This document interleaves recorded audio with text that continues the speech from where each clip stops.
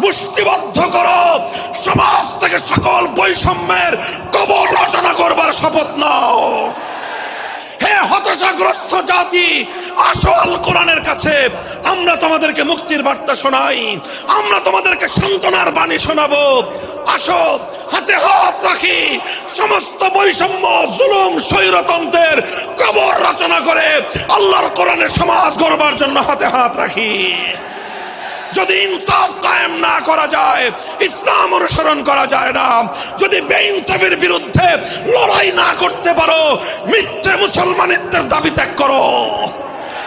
তুমি যদি ইনসাফের জন্য যুদ্ধ করতে না পারো, তুমি যদি বৈষম্যের বিরুদ্ধে লড়াই করার হিম্মত না রাখো, মুসলমানের মিথ্যা দাবি করা ভণ্ডামি ছাড়া কিছুই নয়। আর সর্বোপরি যদি একটি বৈষম্যহীন সমাজ গড়বার জন্য শাহাদাতের রক্ত দিতে হয়, আবু সাঈদদের মতো বৈষম্যের বিরুদ্ধে বুক পেতে দিয়ে জীবন দেওয়ার জন্য শপথ নিতে হবে। কোরআনে পাকের এক একটা আয়াত, কোরআনের এক একটা বিধান আল্লাহর জমিনে বাস্তবায়ন করার জন্য আমাদের জীবন যৌবনের বাজি লাগায় দিতে হবে, বাজি লাগায় দিতে হবে ইনশাআল্লাহ। ইনসাফ কায়েম করতে গিয়ে ছুরি যদি নিজের সন্তানের হাতের উপর দিয়ে যায়, সে হাত স্তব্ধ হয়ে যাবে না, সে হাত থমকে দাঁড়াতে পারবে না। যেখান দিয়ে ইনসাফ যাবে সেখান দিয়ে ইনসাফকে চালিয়ে দিতে হবে। এই সমাজ, এই জমিন এখন বিপ্লবী চায়। সে বিপ্লব আব্রাহাম লিঙ্কনের আদর্শের বিপ্লব নয়, সে বিপ্লব কার্ল মার্কস, মাও সেতুং আর লেনিনদের বিপ্লব নয়।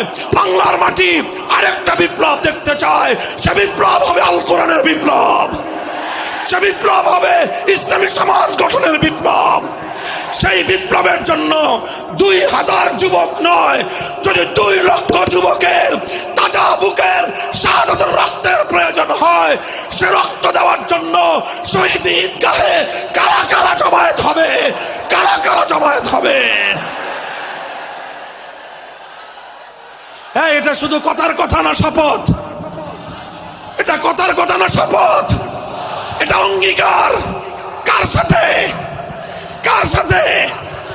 যেই অপরাধ করে মন্ত্রীর দুলাভাই ছাড়া পেয়েছে, যেই অপরাধ করার পরে এমপির শালার শাস্তি হয় নাই, যেই অপরাধ করার পরে শিল্পপতির বিচার হয় নাই, যেই অপরাধ করার কারণে রাজনৈতিক নেতার কোনো বিচার হয় নাই, একই অপরাধ দুর্বল, গরিব, অসহায় মানুষ করার পরে তার উপর আইনের শাসন 100 ভাগের জায়গায় 200 ভাগ বাস্তবায়ন করা হয়। আল্লাহ নবী বলেছেন, পৃথিবীতে ইসলাম এসেছে শুধুমাত্র ইবাদত, নামাজ, রোজার, হজ, যাকাতের বিধান বাস্তবায়নের জন্য নয়। ইসলাম দুনিয়াতে আগমন করেছে, তার আগমনের অন্যতম উদ্দেশ্য হলো সমস্ত বৈষম্য দূর করে, জুলুম আর বেইনসাফি দূর করে বিশ্ব সভ্যতায় ন্যায় এবং ইনসাফ কায়েম করা।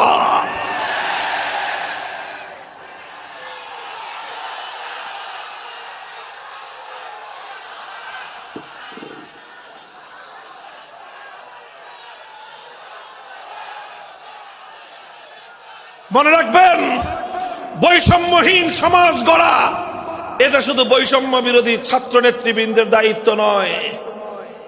বৈষম্যহীন সমাজ গড়া এটা শুধুমাত্র বৈষম্য বিরোধী ছাত্র নেতৃবৃন্দের দায়িত্ব নয়। বৈষম্যহীন সমাজ গড়া সর্বপ্রথম আল কোরআনের সৈনিকদের দায়িত্ব। বৈষম্যহীন সমাজ গড়া সর্বপ্রথম আল্লাহর নবীর সত্যিকার উম্মতদের দায়িত্ব। ওঠো, দাঁড়াও, হাত মুষ্টিবদ্ধ করো, সমাজ থেকে সকল বৈষম্যের কবর রচনা করবার শপথ নাও। মুহতারাম হাজিরিন, কথাটা খুব জায়গা লক্ষণীয়, শোনার বিষয়। যারা একটা বৈষম্যহীন সমাজ দেখতে চাও, যারা জুলুম এবং অত্যাচারে অতিষ্ঠ হয়ে গিয়েছ, যাদের জীবনকে এই ধরনের অন্যায়, অবিচার, জুলুম, শোষণ, স্বৈরতন্ত্র যাদের অন্তর হৃদয়কে জ্বালিয়ে পুড়িয়ে ছারখার করে দিয়েছে, হে হতাশাগ্রস্ত জাতি, আসো আল কোরআনের কাছে, আমরা তোমাদেরকে মুক্তির বার্তা শোনাই, আমরা তোমাদেরকে সান্ত্বনার বাণী শোনাবো। আসো হাতে হাত রাখি, সমস্ত বৈষম্য, জুলুম, স্বৈরতন্ত্রের কবর রচনা করে আল্লাহর কোরআনের সমাজ গড়বার জন্য হাতে হাত রাখি। দেখেন, আল্লাহ পাক রব্বুল আলামিন যুগে যুগে যত নবী রাসূল প্রেরণ করেছেন, যুগে যুগে যত আসমানি কিতাব আল্লাহর পক্ষ থেকে অবতীর্ণ হয়েছে, কেন হয়েছে? শুধুমাত্র মুসল্লিদের সমাজ গড়বার জন্য নয়, শুধুমাত্র রোজাদার সমাজ গড়ার জন্য নয়।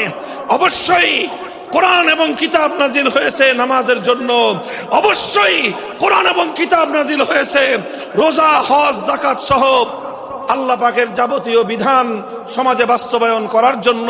তবে একমাত্র এটাই উদ্দেশ্য নয়, বরং সমস্ত কিতাব, সমস্ত নবী রাসূল দুনিয়াতে আগমন করার অন্যতম একটা মৌলিক লক্ষ্য। কোরআনে পাকের সূরাতুল হাদীদ থেকে তেলাওয়াত করেন, অর্থ বুঝেন, মর্ম বুঝার চেষ্টা করেন।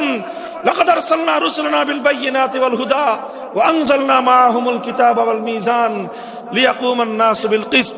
আল্লাহ কোরআন বলছে যে আমি নবী রাসূল পাঠিয়েছি, আসমান থেকে যুগে যুগে কিতাব নাজিল করেছি। এই সব কিছুর অন্যতম একটা উদ্দেশ্য হলো লিয়াকুমান নাসু বিল কিসতি। কোরআন নাজিলের উদ্দেশ্য, নবী প্রেরণের উদ্দেশ্য, শরীয়ত প্রেরণের উদ্দেশ্য, ধর্ম প্রেরণের উদ্দেশ্য হলো, অন্যতম উদ্দেশ্য হলো লিয়াকুমান নাসু বিল কিসতি। মানব সমাজ থেকে অন্যায়, অবিচার, জুলুম, শোষণ দূরীভূত করে ন্যায় এবং ইনসাফ কায়েম করা, এটাই হলো ইসলামের অন্যতম মৌলিক লক্ষ্য। যদি ইনসাফ কায়েম না করা যায়, ইসলাম অনুসরণ করা যায় না। যদি বেইনসাফের বিরুদ্ধে লড়াই